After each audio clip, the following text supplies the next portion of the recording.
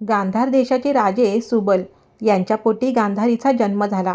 गांधारी अत्यंत तेजस्वी, गुणवान आणि तितकीच धर्मपरायण कन्या होती.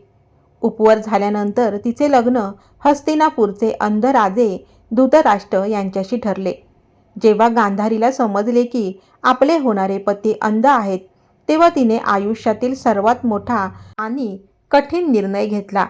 आपल्या पतीप्रती पूर्ण समर्पण दाखवत तिने स्वतःच्या डोळ्यावरही कायमची पट्टी बांधून घेतली, जेणेकरून जे जग तिचे पती पाहू शकत नाहीत ते ती स्वतःही पाहणार नव्हती. लग्नानंतर गांधारी हस्तिनापूरची महाराणी झाली. तिने राजमाता म्हणून आपली सर्व कर्तव्य अत्यंत निष्ठेने पार पाडली. गांधारीने 100 पुत्रांना जन्म दिला, जे कौरव म्हणून ओळखले गेले. या सर्वांमध्ये दुर्योधन हा सर्वात मोठा मुलगा होता. दुर्योधनाच्या मनात लहानपणापासूनच पांडवांबद्दल कमालीचा द्वेष आणि मत्सर होता. गांधारीने आपल्या मुलांना नेहमीच धर्माच्या आणि सत्याच्या मार्गाने चालण्याचा सल्ला दिला, पण दुर्योधनाने कधीही आपल्या आईचे ऐकले नाही. हळूहळू पांडव आणि कौरवांमध्ये राज्यावरून वाद वाढतच गेला. जेव्हा दुर्योधनाने कपटाने पांडवांना द्यूतात हरवून वनवासाला पाठवले, तेव्हा गांधारीला खूप दुःख झाले.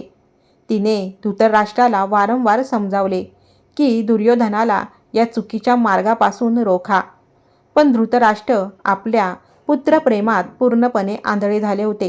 गांधारीला जाणीव होती की हा संघर्ष संपूर्ण कुळाचा विनाश करेल.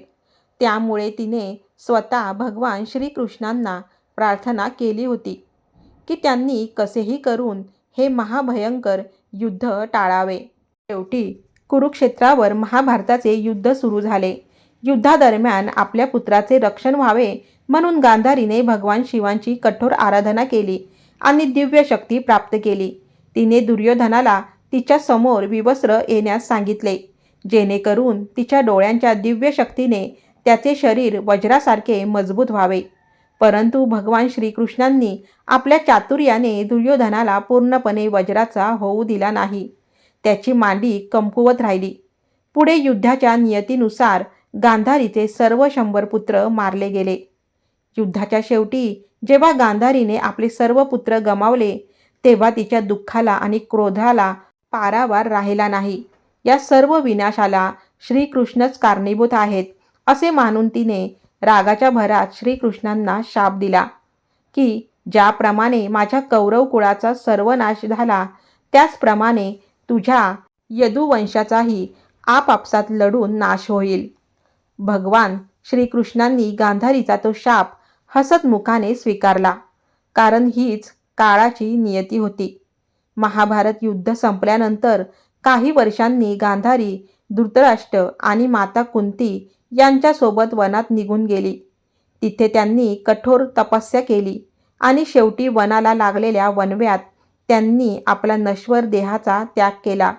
गांधारीचे जीवन हे त्याग, तपस्या आणि प्रतिबद्धता धर्माचे एक महान आणि अद्वितीय उदाहरण आहे.